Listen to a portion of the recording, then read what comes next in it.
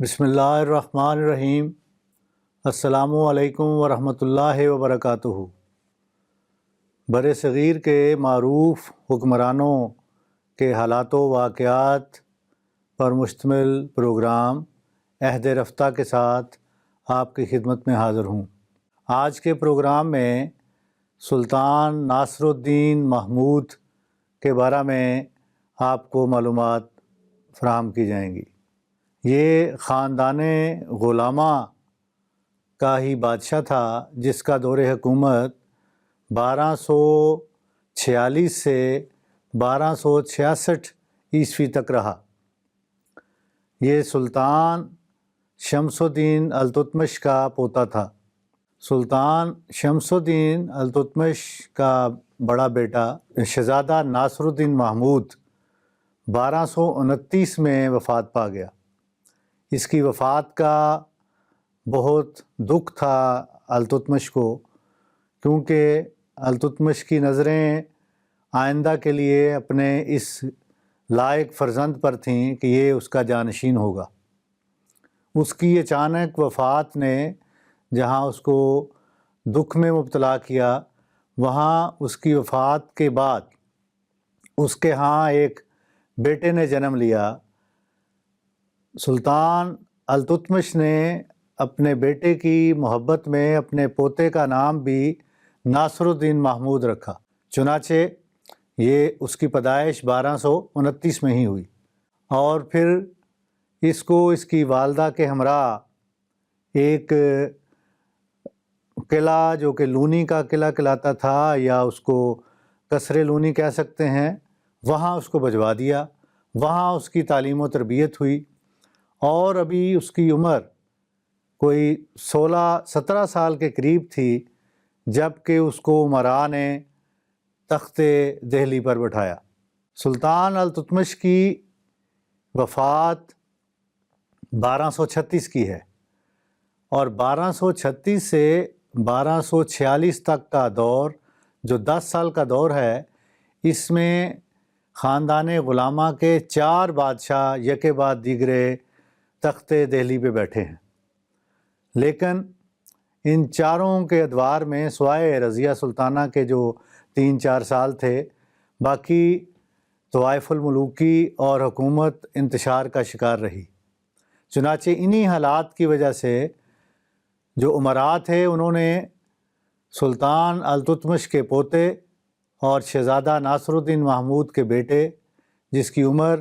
محض 17 سال تھی، 1246 عیسوی میں اس کو دہلی کے تخت پر بٹھا دیا۔ اس جوان سالی میں اس نے بہت سے کارنامے سر انجام دیے۔ تاریخ دانوں نے سلطان ناصر الدین محمود کی تصویر کھینچتے وقت اس کو ایک درویش اور صوفی اور سادہ منش انسان کے طور پر جو ہے وہ نقش کیا ہے اور اس کو دنیا کے سامنے پیش کیا ہے، لیکن اس سادگی اور درویشی کے ساتھ ساتھ اس نے 20 سال ہندوستان پر حکومت کی ہے۔ جب یہ بادشاہ بنا ہے اس وقت خاندان غلامہ کی حکومت طوائف الملوکی کا شکار تھی۔ جگہ جگہ پر بغاوتیں تھیں، اور وہ اپنی اپنی جگہ پر جو گورنر تھے وہ حاکم بنے بیٹھے تھے، لیکن بڑی حکمت کے ساتھ سلطان ناصر الدین محمود نے ان سب بغاوتوں پر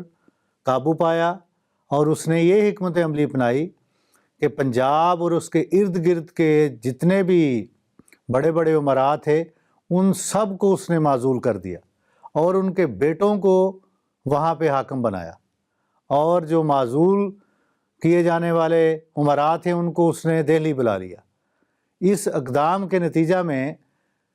خاندان غلامہ کی حکومت میں استحکام آیا، اور لوگوں نے بھی اس بات کو پسند کیا کہ نئے لوگ سامنے آئے ہیں، اور کوئی جانی نقصان بھی نہیں ہوئے اور دنگا فساد بھی نہیں ہوا۔ اس لحاظ سے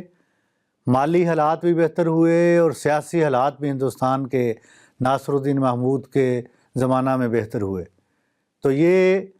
ناصر الدین محمود کا حکومتی لحاظ سے ایک بہت بڑا کارنامہ ہے۔ جہاں تک اس کی ذاتی زندگی کا تعلق ہے، اس کے بارے میں تاریخ دانوں نے لکھا ہے کہ یہ بہت ہی درویش صفت آدمی تھا، زیادہ وقت حجرے میں گزارتا اور عبادات اور قرآن کریم پڑھنے اور لکھنے میں وقت صرف کرتا تھا۔ جہاں تک نظام حکومت اور نظم و نسق کا تعلق تھا، وہ اس نے اپنے ایک لائق وزیر غیاث الدین بلبن کے سپرد کیا تھا، اور وہ لکھا ہے کہ اس نے غیاث الدین بلبن کو جب حکومت کے انتظام و انصرام کا کہا تو اس نے اس کو یہ نصیحت کی تھی کہ تم نے کوئی ایسا اقدام نہیں کرنا جس کے نتیجہ میں مجھے شرمندگی کا سامنا کرنا پڑے۔ چنانچہ اس لحاظ سے غیاث الدین بلبن کی حکومت پر جو گرفت تھی وہ بھی آہستہ آہستہ مضبوط ہونی شروع ہو گئی۔ جب اس کی ذاتی زندگی کے حوالے سے یہ بات بیان کرنا ضروری ہے، جس کو بہت تاریخ نویسوں نے بیان کیا ہے کہ اس کو عبادات کا بہت شغف تھا اور تلاوت قرآن کریم کا، اور ایک جو خاص بات اس کے بارے میں بیان کی جاتی ہے کہ یہ قرآن کریم کی کتابت کر کے اس کے نسخے تیار کیا کرتا تھا، اور کہتے ہیں کہ ان نسخوں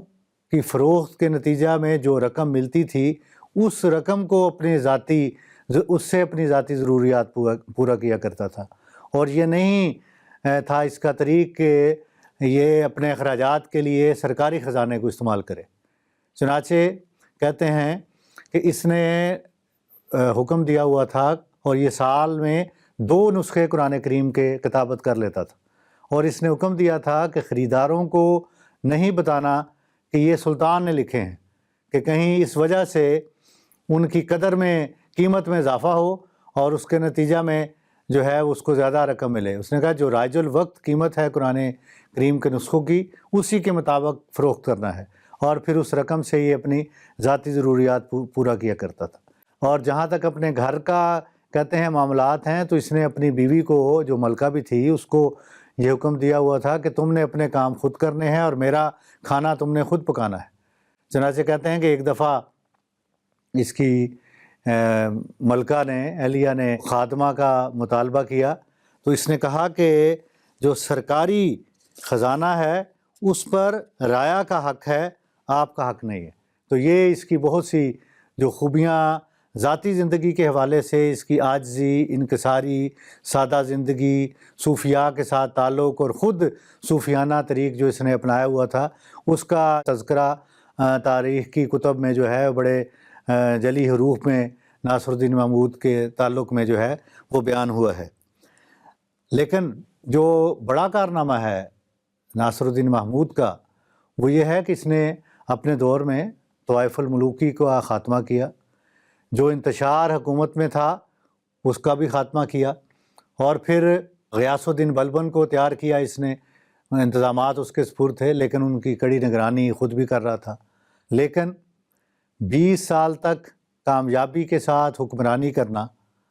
یہ اس کی سیاسی بصیرت پر بھی دلالت کرتا ہے۔ اور پھر آخری کو 1.5-2 سال یہ بیمار رہا، اور بیماری کے بعد اس کی وفات ہو گئی، اور وفات کے بعد چونکہ انتظام و انصرام تو اس نے پہلے ہی غیاث الدین بلبن کے سپرد کر رکھا تھا، اس لیے بغیر کسی مزاحمت کے غیاث الدین بلبن تخت دہلی پر جو ہے وہ فائز ہوا، اور اس نے پھر حکومت سنبھالی، اور ناصر الدین محمود کی وفات کے ساتھ ہی سلطان شمس الدین التتمش کے خاندان کی حکومت کا بھی خاتمہ ہو گیا۔ اگرچہ خاندان غلامہ کی حکومت اس کے بعد بھی چلی ہے، لیکن پھر وہ غیاث الدین بلبن اور اس کے پھر عزیزوں کے درمیان یہ حکومت جو ہے وہ چلتی رہی ہے۔ تو ناظرین کرام، آج تذکرہ ہوا آپ کے سامنے سلطان ناصر الدین محمود کا، جو کہ شہزادہ ناصر الدین محمود کا بیٹا اور سلطان شمس الدین التتمش کا پوتا تھا۔ اگلے پروگرام میں ایک نئے بادشاہ کے حالات کے ساتھ آپ کی خدمت میں حاضر ہوں گا۔ تب تک کے لیے اجازت۔ السلام علیکم ورحمۃ اللہ وبرکاتہ۔